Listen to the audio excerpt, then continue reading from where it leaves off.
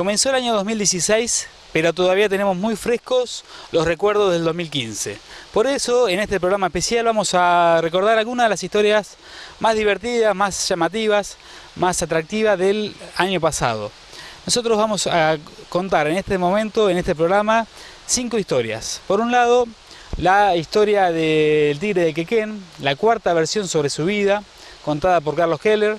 También vamos a recordar la historia de 2 personas de Oriente que vivieron muy de cerca los hechos más trágicos de la dictadura militar, un secuestro y la guerra de Malvinas. También vamos a contar con 2 jóvenes de Oriente historias sobre justamente nuestra localidad. En primer lugar, el robo del siglo, vivida por una persona que la vivió muy de cerca, y por otro, la historia de un joven de Oriente, pero que se fue hace 14 años al extranjero y bueno, tiene muy ricos recuerdos y divertidas anécdotas.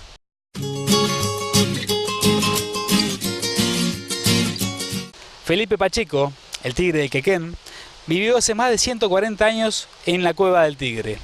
Nosotros recordamos su historia, sus versiones. Hay muchos puntos negros todavía en la historia oficial que se contó, pero bueno, nosotros recurrimos a un conocedor del lugar y de las historias del río Quequén Salado, a Carlos Keller, quien nos contó una versión desconocida sobre la vida del tigre de Quequén. El personaje existió, se llamaba Felipe Pacheco, que salió allá por 1860 a deambular o a recorrer, vivir la aventura de él con un amigo por La Pampa y consiguió trabajo en lo que hoy es el partido de Loberías, el partido de Necochea, de General Porredón. Eso era una estancia y comenzó a trabajar en esa estancia como personal de seguridad. Era tan vasta la extensión de ese campo que el dueño, Martínez, le dio trabajo.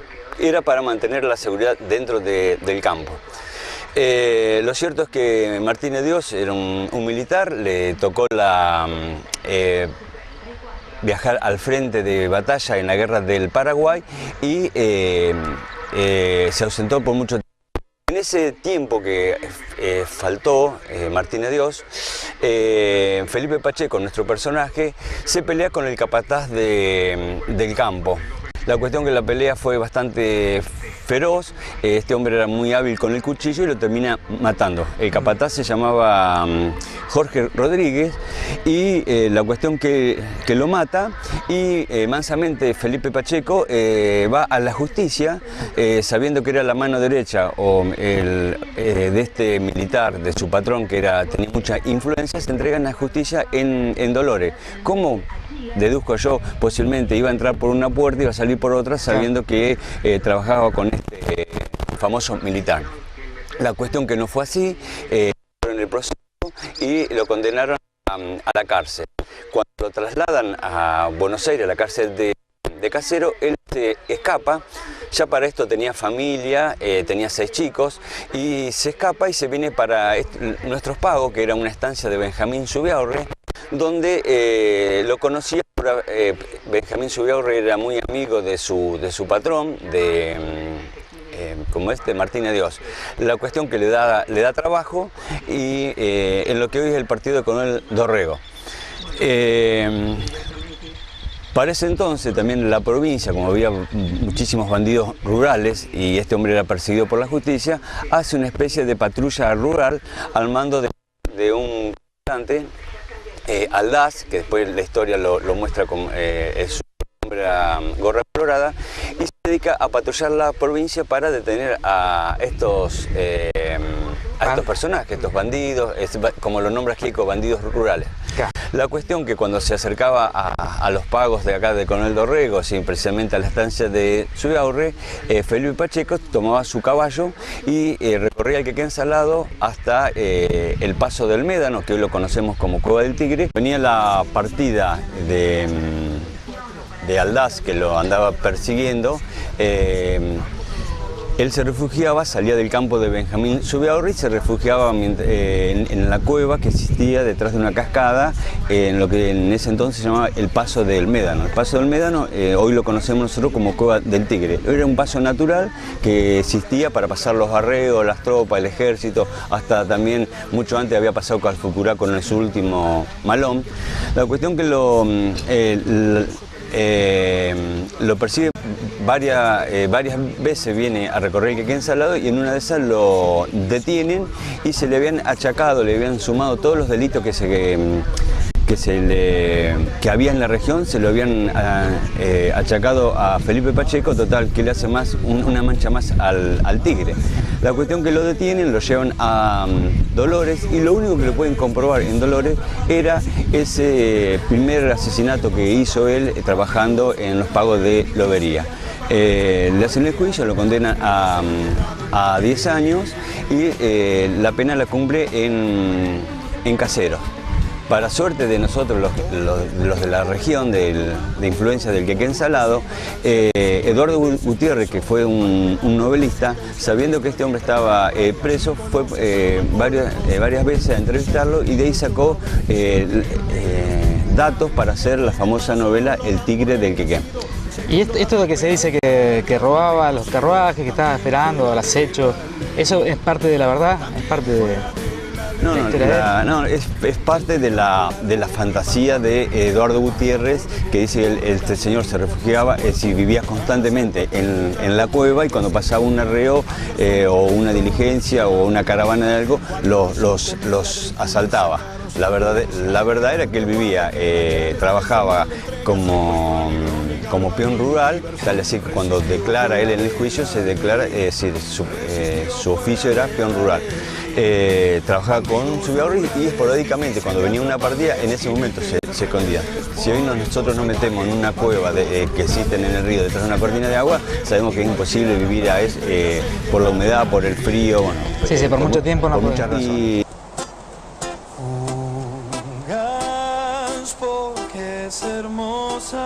Durante la última dictadura, 2 personas de Oriente fueron secuestradas. Una de ellas logró salir con vida y nos contó cómo fue ese calvario que tuvo que vivir durante más de 90 días.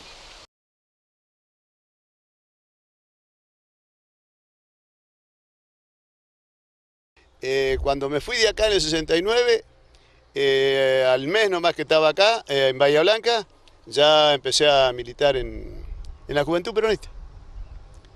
Y bueno, luchamos ahí, íbamos yo le decía, yo soy de la Universidad de la Calle, pero iba a la universidad, viste, a las asambleas de los alumnos, ahí siempre, viste, algunos, teníamos la posibilidad de sacar a alguno que veíamos con condiciones, si lo daba bolillo, lo sacábamos al Juan 23, ¿sí? También sabíamos ir, y bueno, esa fue la militancia. Ya después de entrado el gobierno militar, estuvo secuestrado. ¿En el 76? En el 76, 92 días, en el 5º Cuerpo de Ejército de Bahía Blanca. ¿Te acordás cómo fue? ¿Qué día? Sí. Y cómo es, así que ahí tuvimos unos cuantos días, bastante mal pasadas, ¿viste? Recién le estaba enseñando al Palo un diario de uno de los que estaban de los represores, ¿viste? Que eran los que te cuidaban cuando estabas adentro, porque había estado dividido en 3 grupos, ¿viste? Uno era el grupo de tarea, que era el que chupaba a la gente en la calle, lo entregaba a otro grupo para que te interrogaran, torturaran, todo lo que hicieron, ¿viste? Y después el otro grupo, el que daba el visto bueno si había que salir o quedarse del otro lado. ¿Cómo fue el día que te secuestraron? ¿Vos ya sabías que estaban secuestrando gente? ¿Estaban informados? ¿Se podían esconder? ¿O cómo fue lo que... Sí, no lo sabíamos porque ya habían caído unos cuantos compañeros, ¿viste? Inclusive la escuelita la estrenó un muchacho del barrio, que lo vi después de 37 años ahora, en agosto pasado, que fue el primero que fue a la escuelita.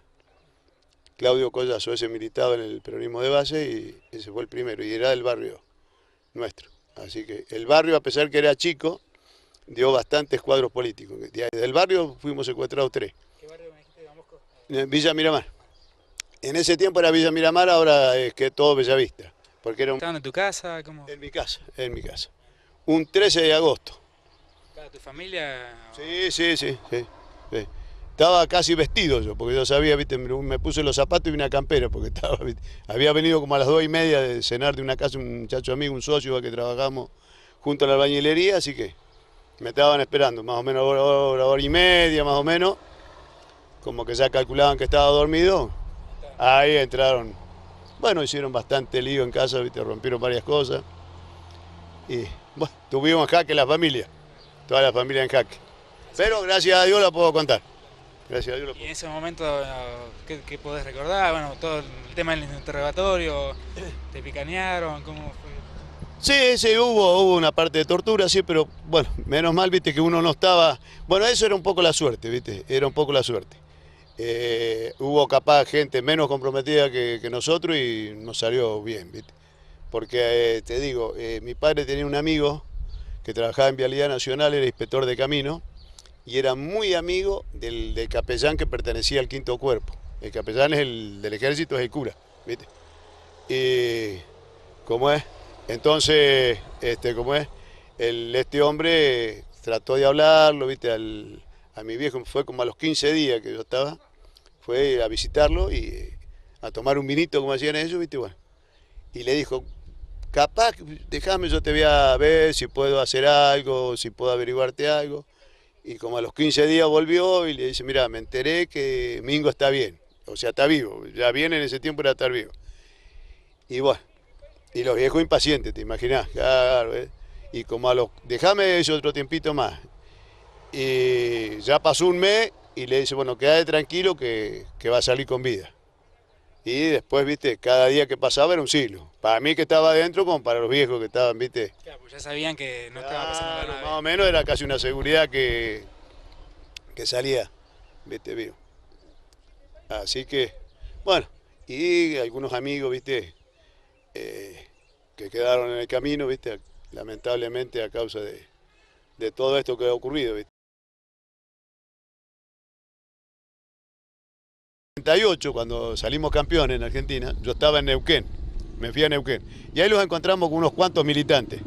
Inclusive estaba Yema de acá de Tres Arroyos, y estábamos ahí en Neuquén y salió la gente a festejar después que le ganamos a Holanda. Corrimos la cortina de donde estábamos, viste, todos reunidos ahí, y le decimos, mira, eso es lo que hay que dar a la gente quiere eso, no, no es lo que decimos nosotros, viste. Una especie de autocrítica de lo que pasaba en el momento. Claro, claro. ¿Qué es lo que hace falta? Una autocrítica muy general en el país. Un sinceramiento, viste, que haya un sinceramiento, porque si no hay sinceridad, viste, no pasa nada.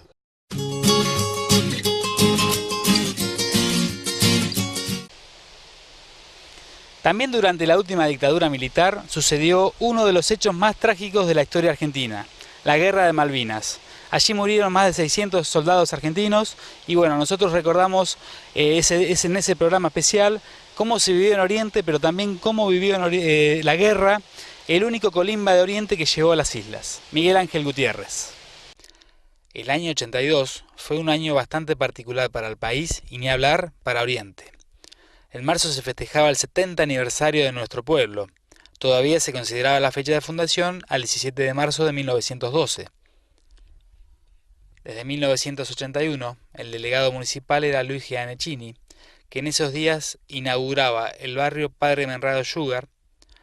Además, se estaba empezando a construir otro barrio, también cercano a la cancha del fútbol del Club Oriente, mientras la cooperativa de agua firmaba el convenio para empezar a prestar el servicio de agua potable.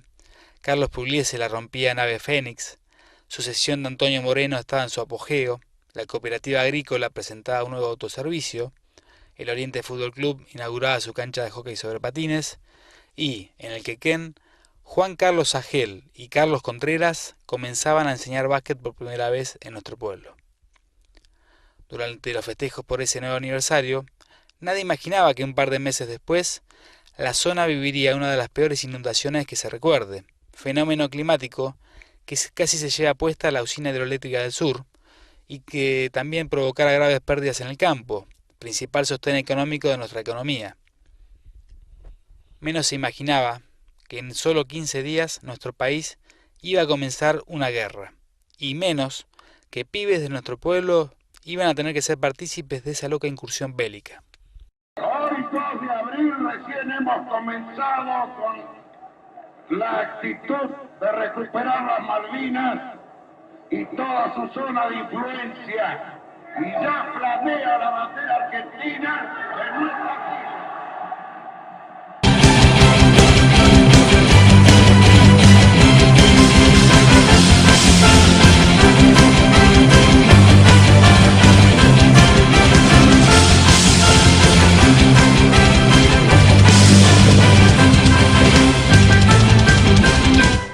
Bueno, yo soy Miguel Ángel Gutiérrez, nací en Oriente el 2 de abril de 1963 y bueno, me tocó ir a Malvinas.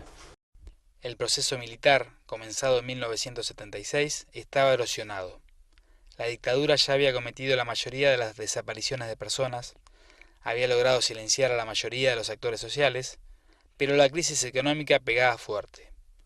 El que apuesta al dólar pierde, dijo un economista por esa época, y a los pocos días se devaluó fuertemente la moneda nacional. El desempleo aumentaba y a fines de marzo Ford dejaba en la calle a 3.000 obreros. También se producía la quiebra de las medianas y pequeñas empresas y había recesión. A pesar de la represión que había impuesto la dictadura, después de muchos años de silencio, el 30 de marzo de 1982, sí, el 30 de marzo, la gente salió a la calle para exigir paz, pan y trabajo. El presidente de facto, Leopoldo Fortunato Galtieri, comprendió que el régimen se desmoronaba. Entonces, gatilló una maniobra imprevista. Esa misma noche, el general ordenó la invasión de las Islas Malvinas. Su plan era precario y rústico, una verdadera aventura militar.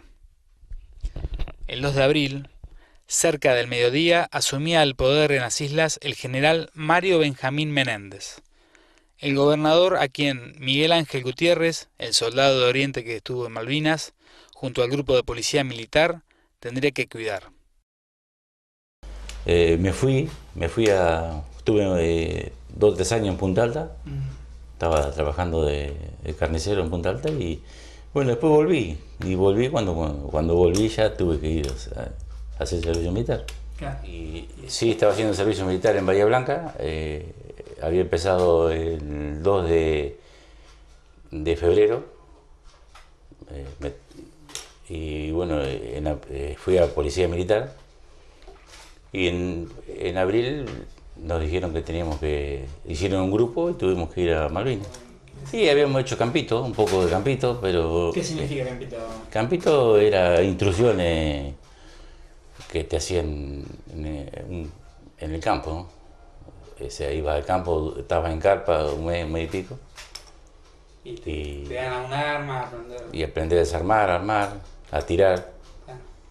Pero eso, bueno, lo fuimos aprendiendo más de allá. Claro.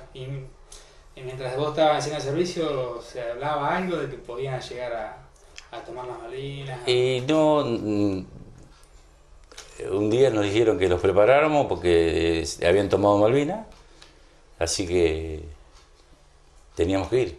Éramos un grupo de 70 y pico, y teníamos que ir. Así que el 4 de abril estábamos allá, en Malvinas. Así que el cumpleaños tuyo número 20 años tenías. 19. Y lo pasé allá. Cumpliste justo. Cumplí allá en Malvinas. O sea, cumplí acá en Bahía. En Bahía, pero con la noticia de que te iban a... Con la noticia de que ya estábamos preparados para salir. Así que bueno, qué sensación rara, ¿no? ¿Vos qué pensabas en ese momento? Y yo no tenía idea de lo que era, de lo que iba a ser y lo que era Malvinas, ¿no? Porque yo tenía, o sea, que de los que había aprendido de la escuela era que Malvinas era Argentina. Claro. Y resulta que no era Argentina, que la tenían los ingleses hacía 150 años. Y bueno, y y pasó lo que pasó. Más allá de lo que decía el gobierno a través de los medios, según se supo, los soldados argentinos no estaban equipados para enfrentar las condiciones climáticas y menos aún para combatir las tropas británicas, que eran profesionales y que estaban provistas con armamentos y logística de última generación. Y no se comía bien, ¿no? No, se pasaba hambre. Y qué sé yo, no venía todos los días la comida. Venía, a pesar de estar ahí al lado del gobernador, a pesar de que estábamos ahí, no venía todos los días la comida, no. Venía, no sé, día por medio, cada 2 días. A veces pasaba 3 días, 4. Cuando llegaba no era buena. Cuando llegaba la comida no era buena. Claro. Y la comida no era buena, ¿no? Cuando llegaba no era buena. Por ejemplo, que era una ración de... Y una ración de... carne, ¿no? Un guiso, no sé, algo caliente. Mate cocido, ¿no era? Y mate cocido era Con pan malo. duro. Con galletitas. Tenían que rebuscársela buscando en algún otro lado. Sí, pero no había lugar donde no había nada para comer, no había nada. Claro. Los habíamos hecho nosotros, los refugios. ¿Y Sí, después no sé si- estaban preparados de la infraestructura, por ejemplo, campera o cosas como Y- para aguantar el frío? Porque No. pasaron en pleno invierno. No teníamos la misma ropa que se usa acá en invierno, era la misma ropa. Por ahí alguna ropa interior un poco más, que te daban una ropa interior más, una camiseta más, pero es la misma ropa que usábamos acá. El 1 de mayo a las 4 de la mañana empezó la ofensiva. Aviones ingleses atacaron Puerto Argentino, donde estaba Miguel Ángel. Helicópteros británicos operaron contra Puerto Darwin y las fragatas enemigas se dedicaron a demoler enclaves básicos de la defensa nacional. Y ¿Dónde estabas? estaba en Puerto Argentino yo. Ah, Hacíamos patrulla, Puerto Argentino era la parte central donde estaba el gobierno, ¿no? claro, y nosotros estábamos en la casa del gobernador, hacíamos guardia en la casa del gobernador, una planta YPF, una planta muy grande, y después otro grupo andaba de patrulla que los íbamos rotando, y bueno, hicimos todo, hicimos casa del gobernador, patrulla, y la planta YPF la cuidábamos. Se suponía que en esa parte donde era el último lugar donde podían El llegar. último lugar que podían llegar ellos. Y bueno, y el aeropuerto lo teníamos enfrente, y los bombardeos eran todos los días, todas las noches, o sea, a donde oscurecía empezaban a bombardear hasta que amanecía. Mientras Pero bueno, después los bombardeos al aeropuerto, eso se vivían todos los días, eso se vivía todos los días. O sea, fueron muchos días sin dormir y... muchos días sin dormir y mucho de ir a los refugios cuando se sonaba la alerta roja, disparar a los refugios. ¿Cómo eran las trincheras? Claro, trinchera antiaérea, porque bombardeaban, a Puerto Argentino lo bombardearon continuamente. Con las armas que teníamos y el entrenamiento que teníamos nosotros, no podíamos Estar a la altura de los demás. estar a la altura de los ingleses. ellos. Claro, por más que sea legítima, lo que sea la... O sea que es una... Era imposible. Es imposible, sí, imposible ganarle a ellos una guerra. Ellos son profesionales, Se dedican a eso. se dedican a la guerra, ellos son profesionales, ellos mismos. Venían de afuera, incluso ni siquiera... Claro, muchos que no eran ingleses, ¿no? Cuando nosotros subimos al barco, ellos mismos lo dijeron, cómo podía ser que estuviéramos nosotros en una guerra sin saber nada. Ellos eran profesionales, ellos no... Y eran pagos, eran todos soldados pagos. ¿Y hasta el último día estuviste, hasta el 14 de junio? Sí, estuvimos hasta el último día, estuvimos prisioneros 2 días, estuvimos prisioneros de guerra, 4 días estuvimos, 2 días ahí en un galpón y 2 días en un barco, hasta que los trajeron acá a Puerto Madryn. ¿Los trataron bien esos días que estuvieron? Sí, los trataron muy bien, en los galpones que estuvimos todos, o sea, estamos todos amontonados así, todos. los galpones y después en el barco también nos trataron muy bien. Puerto Madre. ¿Y de Puerto Madre se vinieron derecho para acá? No, de Puerto Madre fuimos a Buenos Aires. En Buenos Aires, a Campo de Mayo fuimos, y de Campo de Mayo lo hicieron una revisación, nos dieron ropa nueva, ropa limpia, y volvimos a Bahía en tren. Y de Bahía te viniste para acá. Y no, bueno, el servicio. de salir de licencia 15 días me dieron, después volví de vuelta. Claro, así que han sido interminables esos días, me imagino, ¿no? Y sí. O sea, yo no vi a ninguno ya, yo... Conocido ninguno, digamos, era... Conocido ninguno. ¿Hiciste amigo conocido ahí? Y me hice conocido del grupo que íbamos nosotros de policía militar que íbamos acá. Claro.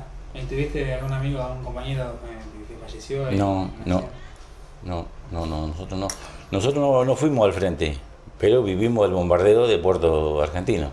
El bombardeo lo vivimos todo. Veían las luces, los sonidos. Los sonidos, las bombas que explotaban a 5 o 6 metros de nosotros, escondiéndonos, tirándonos, disparando para los refugios. De noche era muy usual eso que teníamos porque cuando andamos de patrulla, cuando sentíamos las bombas teníamos que disparar a los refugios, era la orden que teníamos nosotros. Entonces las bombas por ahí explotaban a 5 o 6 metros y nosotros teníamos que escondernos. La función de usted era defender al gobernador, digamos, que nadie Claro, pensara. claro. Pero bueno, ya era la última línea de defensa. Era la última línea de defensa, sí. Pero lo bombardearon, Puerto Argentino lo bombardearon continuamente. Claro.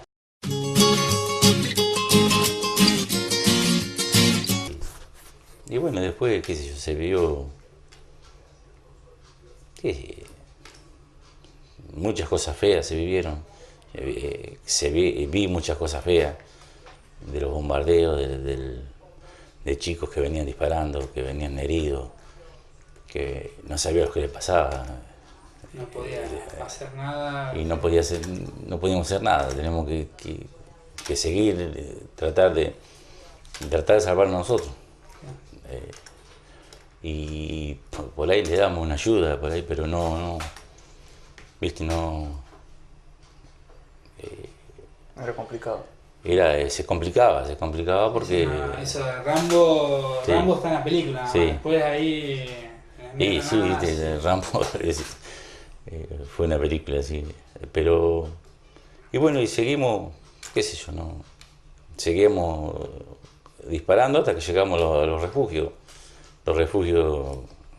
antiaéreos y que teníamos... Consistían en una cueva, Claro. tenían algo ahí... Sí, los habíamos hecho nosotros, los refugios. Tenemos a Nico al lado tuyo que justo tiene más o menos la misma edad que tenías vos, ¿no? ¿Cuánto tenés? 17. Sí. Yo pienso que sí, que me dejó de enseñanza, o sea que me enseñó o maduré. De un momento para otro.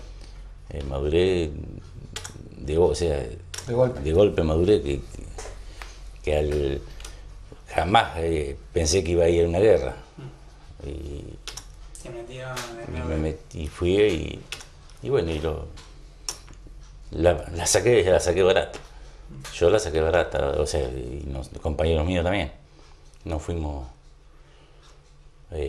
no fue ningún herido.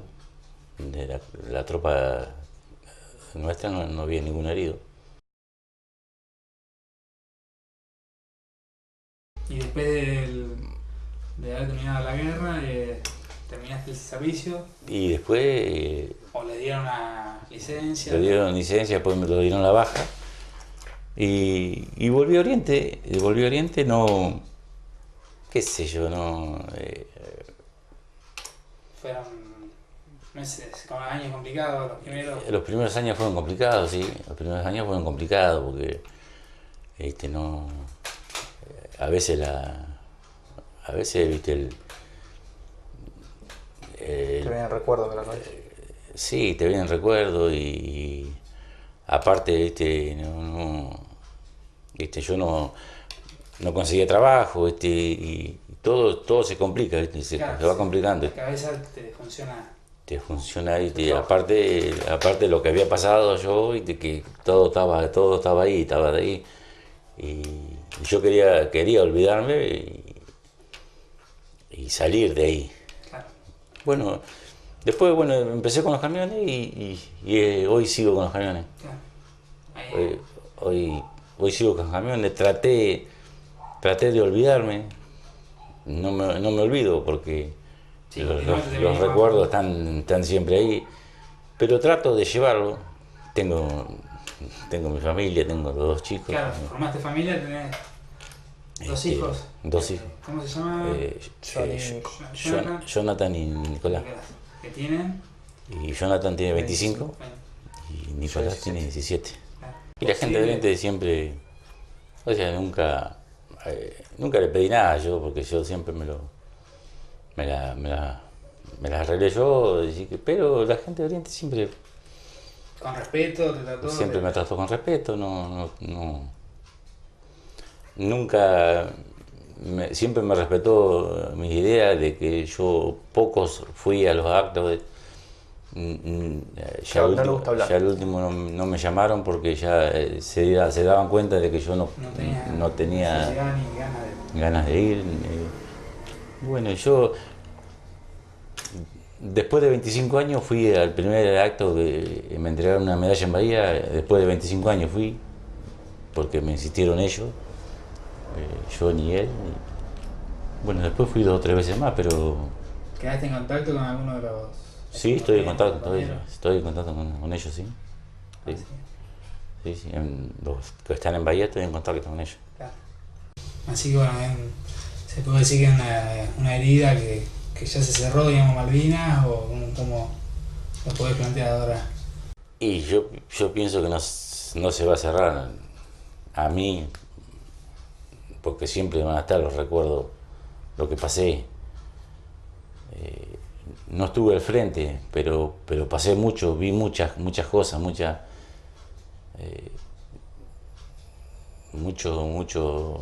gente, muchos heridos.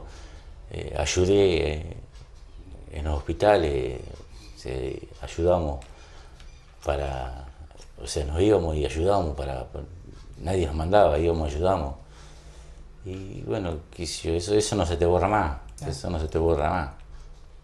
No se te borra más eso. Y bueno, trato de borrarlo, pero no se borra. Vivo la vida cada día a día y bueno. Disfrutando de la familia. Disfruto de mi familia, disfruto de mis hijos. ¿Tus hijos ya han recibido, nietos? ¿O no, todavía no tengo. Estamos en eso.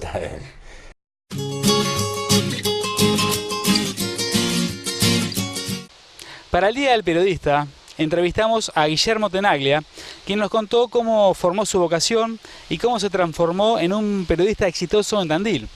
Pero bueno, ese día también Ricardo Peña, quien fue el que lo entrevistó, lo consultó por algunas de las anécdotas y los hechos más importantes que vivió en Oriente. Y bueno, uno de ellos fue lo que nosotros llamamos el robo del siglo. El robo al Banco Nación, que bueno, impidió en parte el ex gerente del banco, Coco Acosta, y que bueno, él fue un protagonista involuntario de ese hecho, cuando le tocaron la puerta y apareció en su casa uno de los delincuentes que estaba allí tratando de robar el banco, herido. Y bueno, Guillermo nos contó esto. Bueno, y una de las anécdotas del año 95, que me parece que es una de las más jugosas que tengo, que me han ocurrido en Oriente, tiene que ver con el asalto al Banco Nación. Noviembre o diciembre del 95, no recuerdo bien la fecha.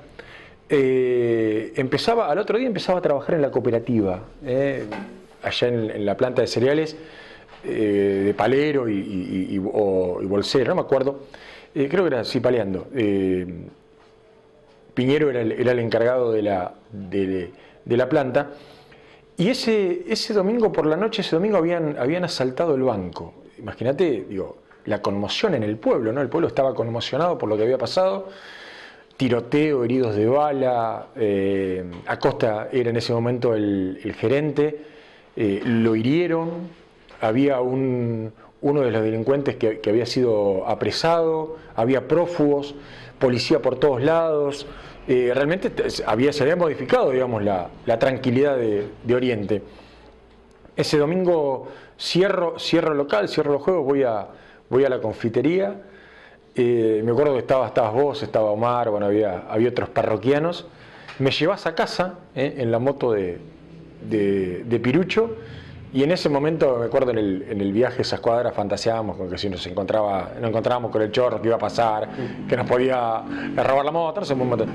Y el lunes a la mañana, a mí me tenía que pasar a buscar Lali Benzán. 6 de la mañana, se levanta mamá, ahí es cuando, bueno, pone la pava sobre el fuego para el mate, golpean la puerta 3 o 4 veces, le digo a Lali que pasara, Lali no me contesta, imposible, no era Lali. Cuando abro la puerta me encuentro con uno de los delincuentes que había asaltado el banco, ¿no? Todo ensangrentado, una cosa impactante. Lo primero que me hice es lo llevara al hospital, y el hospital imposible de llevarlo, de las condiciones que estaba. Encima yo pesaba 75, 79 kilos en esa época, él era una persona más bien baja, 90 kilos, ¿cómo hacía para cargarlo al hombro? Y pensé en ese momento dejárselo a Mafú, el policía que vive enfrente a casa. Él dijo que no, quería que lo llevara después a la comisaría. Y ahí salí a la comisaría, enfilé la calle, fui hasta la esquina, y no andaba nadie en Oriente esa hora. Digo, alguien que venga a darme una mano. El Pampa Vázquez, que estaba tomando mate, ni se apioló, digamos, el Pampa, ¿no? Qué raro, Guillermo, dice, después me contaba, ¿no? Con alguien abrazado, tan temprano. Y ahí me paré frente a la puerta de la comisaría, golpeo la puerta, y cuando abro, bueno, ahí como se generan un montón de cosas. La primera, digamos, mi saludo, ¿no? Buen día, les traigo un herido. Imagínate la reacción del policía que, o sea, nos conocíamos todos. Yo conocía a cada uno de los policías, conocía al comisario, conocía a todos, pero el que estaba justamente de guardia era un desconocido. Y bueno, lo primero lo agarró el delincuente, lo sentó en una silla, le puso un trapo de piso a los pies y le dijo: no me vaya a ensuciar el piso. Chorreaba sangre porque tenía un tiro de calibre 32 en el pecho, así, imagínate cómo estaba. Y después empieza, digamos, a llamar, ¿no?, a todos los policías que llegaron a la comisaría, iban entrando y ninguno me conocía, ¿no? Y bueno, y me convertí en minutos en cómplice. Digamos, yo era el cómplice, el que lo había traído. Nadie creía que yo me lo había encontrado en mi casa, ¿no? Y bueno, ahí se dieron otras situaciones, digo, gente con arma en mano. Nunca me voy a olvidar uno bastante grandote, corpulento, que me acariciaba con la 9 milímetros pidiéndome explicaciones, ¿no? Hasta que llegó el comisario. Con el comisario jugaba al ajedrez en el Cuquequén los lunes a la noche. Éramos un grupo de personas ahí, y entre ellas estaba el comisario, que me conoció, ¿no? Bueno, ahí respiré aliviado. Y esta anécdota obviamente tiene continuidad en Bahía, en tribunales, y tiene continuidad en Tandil también, digo, por mi trabajo como periodista policiales y judiciales. Me he encontrado, digamos, acá, como jefe de una de las dependencias de la ciudad, a un policía que participó en ese operativo, ¿no? Qué loco, no creía lo que estabas viviendo. No, levantarte para ir a trabajar, te encontraste con una... El Chueco Barzola, ¿no? Nunca me voy a olvidar. Ese era el delincuente que tenía, no sé, digamos, amplio prontuario, ¿no? En asalto a mano armada, homicidio. Bueno, ese estuvo... A esa persona llevé del hombro, ¿no? Y nunca voy a olvidar sus palabras cuando me iba, ¿no? Me acuerdo que me iba, estaba agonizando, y me abrazó y me dijo: buen pibe, dice, el Chueco nunca se olvida de estas cosas. Y ahí llegué a casa, mi mamá dormía, enojada, había sacado la pava del fuego, pues te fuiste, no tomaste mate. Digo, mira, sentate que tengo algo para contarte. Y llegué tarde a trabajar, ¿no? Bueno, después fue todo comentario, se habló de eso mucho tiempo en Oriente, ¿no?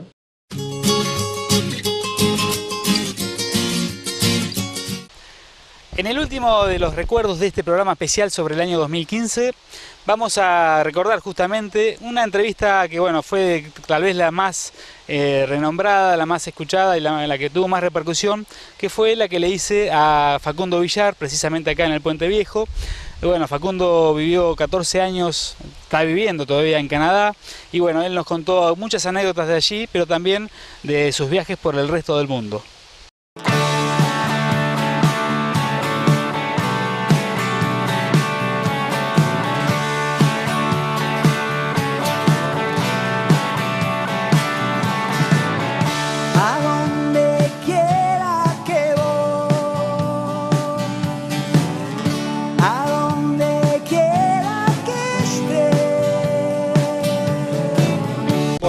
que nada quiero agradecerte por todo esto, es muy lindo verte después de tanto tiempo. La gente no sabe que nosotros somos muy amigos, convivimos mucho tiempo en la ciudad de Buenos Aires. Todos los fines de semana yo iba a la casa de él a cocinarle, ¿sí? Y a mi hermano también. Y a Seba, y se formó una hermosa amistad, que tengo unos recuerdos hermosísimos. En todas esas reuniones venía mucha gente de Oriente, mi hermano, el Teto, el Peludo, Parolo, un equipo divino. Y siempre, religiosamente, en todas esas reuniones que teníamos, terminábamos hablando de Oriente. Es increíble lo fuerte que es el sentido de identidad y de pertenencia. Me acuerdo, aparte de la gente que por ahí no era de Oriente, que siempre decía, pero esta anécdota ya la contaron. Siempre contaron lo mismo, pero bueno, era algo fuerte que queríamos contarlo y decir orgullosamente, ¿no? Somos de Oriente. Totalmente. Era como, claro, estábamos a 600 kilómetros de distancia y era como volver a través de las anécdotas al lugar de origen de uno. Eso era muy lindo. Yo me acuerdo que mi abuela contaba acerca de su padre, que él que era italiano, había nacido en Italia y había venido a Argentina, cuando extrañaba Italia cantaba en italiano. Y yo le preguntaba por qué cantaba el abuelo en italiano, y porque extrañaba su terruño. Y yo no entendía mucho eso. Bueno, lo empecé a entender cuando me fui a Buenos Aires y bueno, después cuando... Ahora no estoy a 600, estoy a 18.500 kilómetros de distancia y es increíble cómo uno viaja a través de un cuento, de una anécdota, de un tango, de una milonga o de algo que represente el paisaje del cual uno es oriundo. ¿Por qué me fui? Que era la pregunta. Yo siempre fui curioso, siempre fui callejero, siempre me gustó, qué sé yo, salir a recorrer, a andar y me encontré con un lugar diferente, muy atractivo, con un gran potencial, con culturas... ¿A qué ciudad de Canadá te fuiste? Bueno, yo llegué a la ciudad de Toronto, que no, si bien no es la capital de Canadá, pero es la ciudad más, es la capital financiera, económica y cultural. La capital política es Ottawa.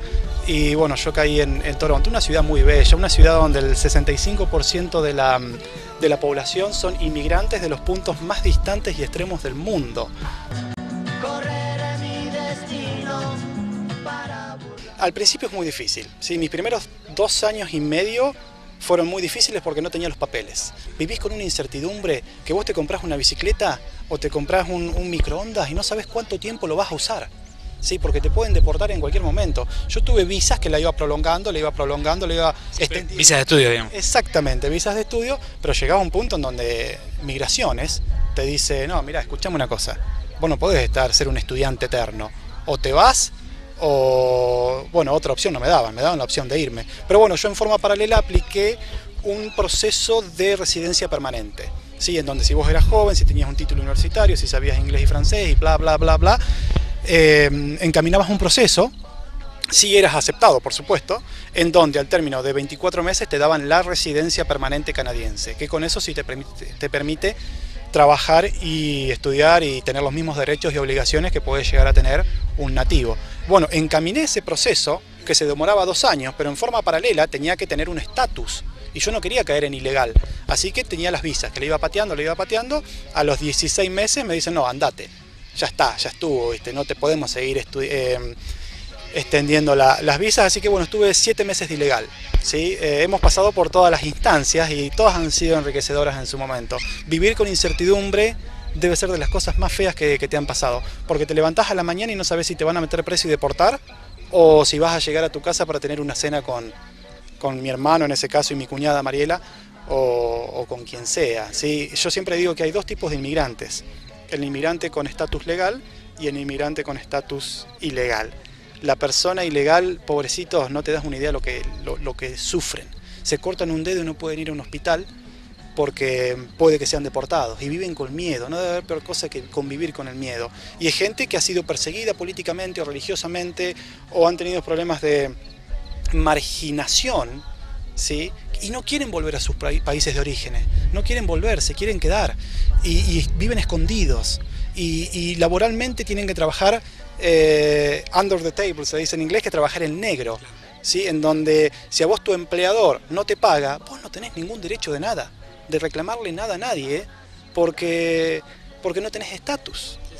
Y bueno, y por supuesto ¿cómo se dice?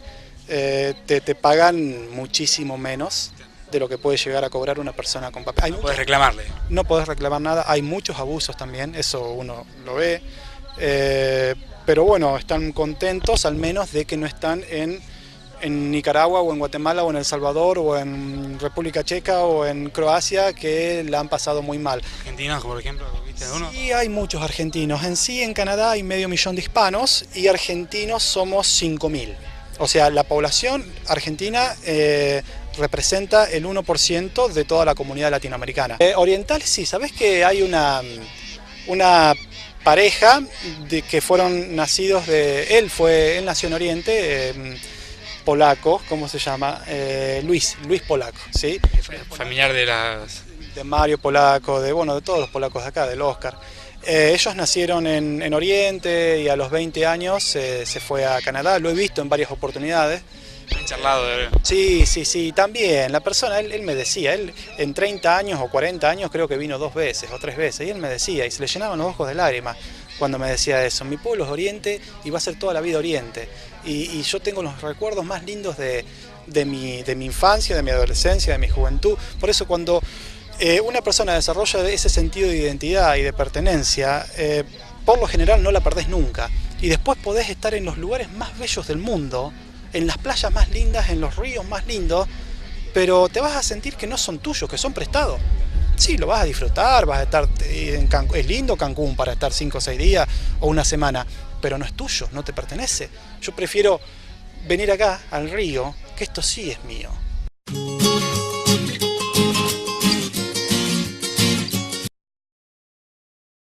30 y pico países en los últimos, no sé, 7, 8 años. Sí, el interés no es contar cuánto, sino la calidad que tuviste, lo lindo que habrás, los lugares y las culturas que conociste, ¿no? Totalmente. Eso ha sido un regalo que me ha dado la vida. Es algo muy gratificante poder encontrar esa armonía, no sé si armonía es la palabra, ese balance, ¿sí? Porque hay muchas veces que tenés todo el tiempo del mundo, pero no tenés el dinero, hay veces que tenés todo el dinero, pero no tenés el tiempo. Encontrar ese balance es muy difícil, ¿sí? Yo he perdido proyectos grandes por hacer viajes y no estoy arrepentido, estoy contento de que lo hice. He perdido contratos buenos y bueno, todo por seguir callejeando. Yo de chiquito, mi mamá siempre me retaba, andas todo el día en la calle, en la bicicleta esa, bla, bla, bla. Pero es parte de la identidad de uno también, el conocer.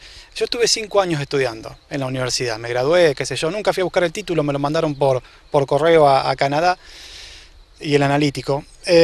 Pero esto sin desmerecer nada a nadie, por supuesto, pero yo creo que la universidad de la calle es tan nutritiva, diría yo, y tan enriquecedora como la universidad académica de los altos estudios. Las dos se necesitan. Yo no podría ser académico toda la vida ni callejero toda la vida. Lo lindo de la universidad académica de la institución es que te obliga a leer. Sí, te obliga a leer 30 libros al año. Sí, pero hay una actividad que no lo harías en tu vida si no te obligas con una carrera. Seguro, yo hoy estoy leyendo 4 libros al año y antes leía 30.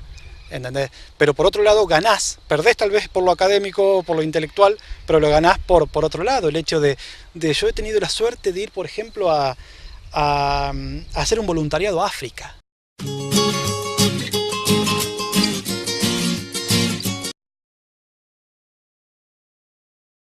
Sí, ¿cómo se llamaba? A un pueblo, a una ciudad llamada Mombasa, que está en la costa de Kenia. Yo caí en Nairobi y bueno, ya había hablado con una amiga, qué sé yo, me engancha era un orfanato. Y te puedo asegurar que todos esos viajes son tan enriquecedores desde el punto de vista humano. Te aparecen tantos interrogantes, interrogativos, signos de pregunta, en donde te cambia tu forma de... ¿Qué es lo que hiciste? No, yo en el orfanato en sí conviví 9 días con ellos. Ella, mi amiga, estuvo 3 semanas, yo estuve 9 días. Y nada, lo que hacía era enseñarles matemática a los chicos. Les enseñaba a hacer los deberes de matemática. Les ayudaba, ¿sí?, a hacer los deberes de matemática. Y ayudaba a la chica que cocinaba, era la asistente de cocina, les pelaba las papas, pero más que nada compartía tiempo con ellos, ¿sí? Y agarraba a los chiquitos, con mi amiga salíamos al centro con 3, no más de 3 te daban, por una cuestión de seguridad, supongo, y ¿sabés lo que era comprarle un libro a un chico? No lo podía creer. ¿sí? Era como tener, no sé, qué sé yo, una iPad 4, qué sé yo, era una cosa increíble para ellos. Y era un libro para colorear. Y venían, te daban un beso, te lo agradecían, te abrazaban y se lo mostraban a los amigos, al amiguito, a ver. No, eran cosas pero increíbles, eran cosas pero estoy feliz de haberlo podido hacer. Y bueno, era un orfanato era un orfanato de chicos que sus padres habían muerto por SIDA. Por lo tanto, el 95% de los chiquitos también tenían esa enfermedad. Así que bueno, era muy fuerte convivir con todo eso. Muchas veces en otros lugares, sobre todo en Norteamérica, que hay una gran riqueza desequilibrada por momentos, los chicos lloran y se quejan por cosas que, bueno, me dan ganas de...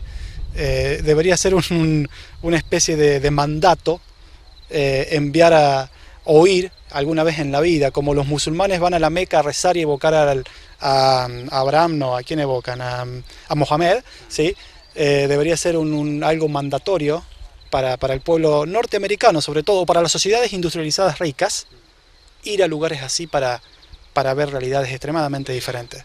Totalmente. De ahí me fui a hacer un safari al Masai Mara, que fue muy enriquecedor también, y compartí 3 días en una tribu masai, conviviendo con ellos, en un lugar diferente a todo lo que te puedas imaginar. Tribus muy marginadas, tribus que han sido desplazadas, que han tenido problemas religiosos, políticos. Me encontré un hombre en un pueblo que se llamaba Marok, creo que se llamaba, cerca de Nairobi, a unas 8 horas más o menos en colectivo.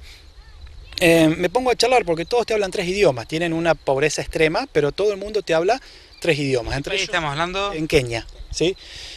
Y estaba picando, había una piedra, Pato, pero era una piedra inmensa, ¿sí? Y había un caminito perdido. Y el hombre lo que hacía era picar piedra, ¿sí? Picaba la piedra, juntaba las piedritas chiquititas, ¿sí? Las metía en un tarro y salía caminando y a los pozos que había en la ruta los rellenaba. Y con un pisón, pum, los apalmazaba, ¿viste? Así. Trabajaba 11 horas por día, ¿sí? Y cobraba en dólares americanos $1.85 por día. ¿Sí? $1. 15 pesos por día. Exactamente. Y bueno, hacía ese trabajo. Y laburaba, no es que estaba ahí barrileteando, no, trabajaba. Eran 5. Y estaban contentos de que tenían trabajo. Y bueno, lo único que se quejó que el arroz había aumentado. ¿Sí? Ellos comen arroz y pescado todo el día. ¿Sí? Y en frijoles, ¿cómo se dice? Porotos, ¿sí? Porotos rojos, blancos. De lo único que estuvimos charlando 4 horas, en ningún momento se quejó de su casa, del trabajo, del calor, hacía un calor también, y estás en el medio de la selva, ¿entendés? Andan los tigres, los leones. Yo quise salir a correr a las 7 de la tarde y el jefe de la tribu me dijo, no, ni se te ocurra, si querés salir, bueno, mi hijo te acompaña. Tuve que salir a correr custodiado, ¿sí? Porque ellos saben cómo defenderse ante posibles ataques de chitas y leones y todo eso, ¿viste? Fue tu entrenamiento más raro, me imagino. Totalmente. Encontrás cada cosa. Me acuerdo que íbamos en una camioneta de un pueblo a otro y yo sentía olor a trigo. ¿Viste cuando están cosechando trigo acá en los campos que se siente ese olor a trigo? Y empiezo a mirar, había campos, sí, sembrados con trigo, y estaba mirando la cosechadora. ¿Dónde diablos estará la cosechadora? Y no la veía y nunca la vi porque se cosechaba a mano. El trigo, lo cortaban, habían puesto, ¿viste esas lonas de camión? Que van, no sé, qué sé yo, 50 metros, no menos, 50, qué sé yo, 20 metros por 10 metros. Habían puesto una lona de camión, agarraban el trigo y le pegaban. Hacían el trabajo que hace la trilladora, ¿viste? Le pegaban, caían los granos y a la paja, pum, la tiraban en una bolsa. Y así, eran como 25 personas arriba de la lona. Después la lona la doblaban y la ponían en una bolsa. Cosecharían, no sé, 1000 kilos en el día. Manual impensado ni siquiera hace 100 años en Oriente. Supongo que sí. Acá había trilladora. Sí, están 100, 150 años. Me acuerdo que iba por una gomería, iba por una calle. Aparte, el 75% de las casas son asentamientos precarios, son villas, son favelas. Sí, son casas con 2 chapas y 2 palos. El 75% de las casas de Kenia, ¿sí? Extremadamente pobre, debe ser de los países más pobres que he estado. Eso es en el este de África. Encima tenían la peor sequía de los últimos 45 años. por lo tanto su economía de subsistencia estaba muy afectada. Y la gente, pese a eso, todos te recibían con una sonrisa. Y siempre, a ver, tengo un par. Una vuelta, yo estuve viajando por el Medio Oriente, también por Egipto. Estaba en un pueblo perdido, en un oasis. Se llama Bahariyya, se llamaba el oasis, a unas 8 horas del Cairo. Un lugar, pero salvajemente bello, diferente a todo lo que te puedas imaginar. Había ido a hacer un safari por el desierto, ¿sí? Y tenía que esperar el colectivo.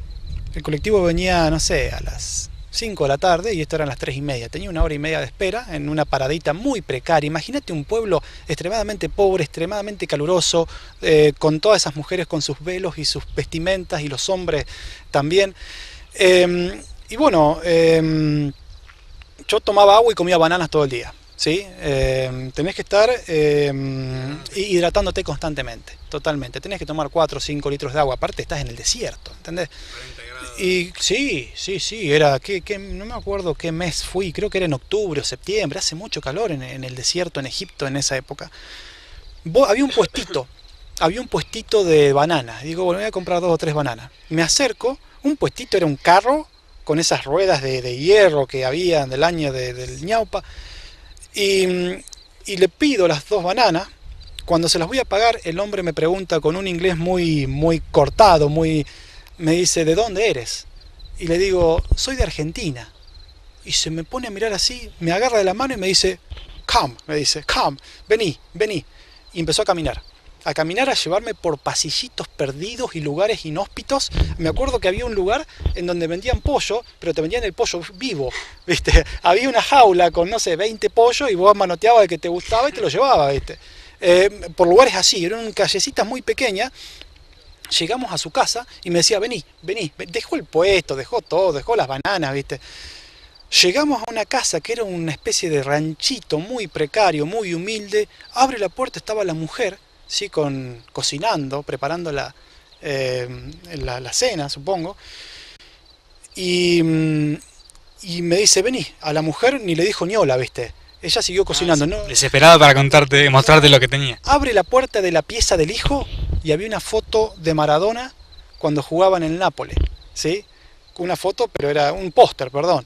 Pero tendría, no sé, qué sé yo, 1 metro de ancho, 80 centímetros de ancho por 2 de... Era un póster enorme. Y me dice, mi hijo, era la pieza del hijo, mi hijo nunca lo vio jugar a Diego, pero es tanto lo que yo le he hablado de él que es fanático. No tenían video, no tenían DVD, no tenían computadora, no tenían nada. No existía, ¿sí?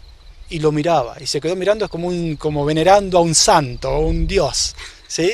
Me lo mostró, volvió, llegamos al puesto, le digo, tome, aquí tiene el dinero. No, olvídate. Una pobreza extrema, y no me cobró las 3 bananas que le compré. ¿Y no le contaste que vos estuviste seguramente cuando Maradona estuvo en Oriente? No me hubiese entendido tampoco, porque no me hubiese entendido. Me dieron ganas de contarle, pero... él se reía y me abrazaba, me agarraba de la mano y caminaba. Crecí pensando que todos los palestinos eran terroristas, hasta que llegué a Palestina, Cisjordania, y me encontré con gente muy dulce también. Y fue muy enriquecedor. Y todo el mundo, cuando le decís que sos argentino, tienen un gran aprecio, sobre todo los países árabes. Yo no sé si es por el fútbol, o si es porque también tenemos quilombo con los yanquis y los ingleses, si es porque sí, pese a la guerra atroz feísima que se armó acá en Argentina en el año 82, medio como que la gente que odia Inglaterra aprecia más Argentina, ¿entendés? Por ese tipo de cosas también, y por el fútbol, y porque siempre le hemos abierto las puertas a gente de todas partes del mundo. Argentina ha sido un país neutral.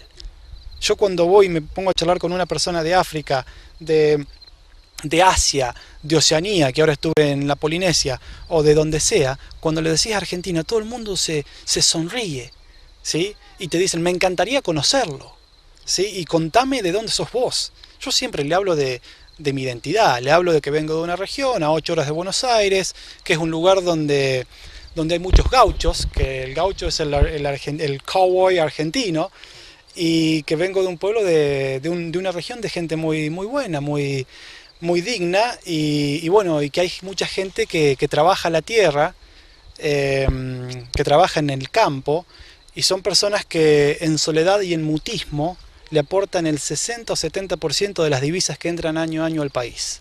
Yo me acuerdo que era la gente paraba, hubo algún accidente incluso para ver a Facundo Villar haciendo Willy durante varios metros. ¿Cuál era tu récord? Yo tengo 2 récords en Oriente. Espere, es una sorpresiva declaración, ¿no? Tengo 2 récords en Oriente. El primero es haber hecho un Willy desde el Banco Nación a Librería Etcétera. Son 283 metros. Ah, ¿lo contaste? Con la moto de pata loca lo medimos, sí. Es el récord. Nunca Iván Plaza me quiso igualar, pero pobrecito no llegó hasta Cabú, creo, hasta Toronto. Ese es el primero. El segundo récord que tuve en Oriente, fui la primera persona en haber terminado el Wonder Boy. ¿Vos te acordás del jueguito Wonder Boy? ¿Sí? Poco. Bueno, el Fefo Tenaglia, histórico también, tenía un videojuego. Y la primera vez que lo vi emocionado en mi vida el Fefo Tenaglia, cuando maté el 8º monstruo. Se le caían las lágrimas. Estaba Metamboya, el Fefo. Había un equipo, pero material de exportación, todo. Un equipo, pero de primera. Ninguno se le llamaba por el nombre, eran todos... Sí, todos apodos, ¿viste? Y me acuerdo cuando lo terminé el Wonder Boy. Era una cosa que estuvieron 3 días hablando de que yo había matado el 8º monstruo y el muñequito, seguramente el que ha jugado al Wonder Boy se acuerda más o menos en qué consistía el juego. El muñequito, el juego me llevó 2 horas 20 minutos. Lo lindo que vos ponías una ficha que costaba 25 centavos y estabas 2 horas y media, ¿viste? Porque yo acumulaba vidas, pasaba de nivel con facilidad, qué sé yo, sabía todos los trucos. Cuando mato el 8º monstruo, yo no sabía si tenía que empezar el 9º nivel para matar el 9º monstruo o si realmente se terminaba ahí. Nunca había llegado a esa instancia. Cuando lo mato, el muñequito se encuentra con una señorita, le da un ramo de rosas, sale un corazón y te puso Game Over, ¿sí? Juego terminado. Ahí yo también me emocioné. Vinieron todos, me abrazaron, me dieron un beso y de esa tarde nunca me voy a olvidar. Y bueno, pero son las cosas sanas que hay en los pueblos. Y bueno, todas esas cosas te marcan. Y son parte del sentido de la identidad y la pertenencia. Facu, ¿con qué música podríamos ilustrar, musicalizar? ¿Qué temas? Hablamos de que fuiste rockero, hablaste mucho de folclore, de Atahualpa, de tango. ¿Qué 2 o 3 temas podríamos poner acá como para decir, estamos cerrando la nota y con la identidad de Facundo? Y es muy linda pregunta, esa no la tenía pensada tampoco. Hay una chacarera de Peteco Carabajal que se llama Las manos de mi madre. Y en una parte la canción habla de que lo cotidiano se vuelve mágico. ¿Sí? Esa sería una. Las manos de mi madre parecen pájaros en el aire. Historia de cocina entre sus alas heridas de hambre. Las manos de mi madre saben qué ocurre por las mañanas, cuando amasan la vida, horno de barro, pan de esperanza.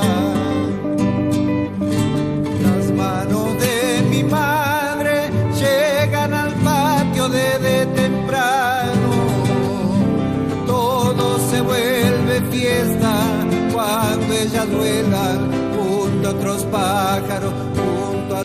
Muy bien, estamos terminando uno de los 2 programas especiales que tenemos previstos para recordar lo mejor de lo que pasó en el año 2015 con Desde el Puente. Este programa que no solamente busca bucear en la historia de Oriente, sino también en conocer las historias de vida de las personas que viven o vivieron en Oriente. Nos vemos dentro de unos días, muchas gracias y que estén muy bien.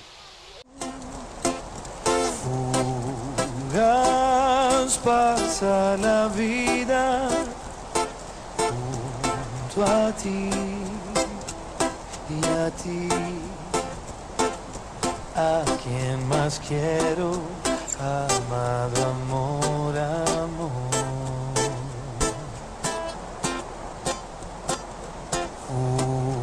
Fugas porque es hermosa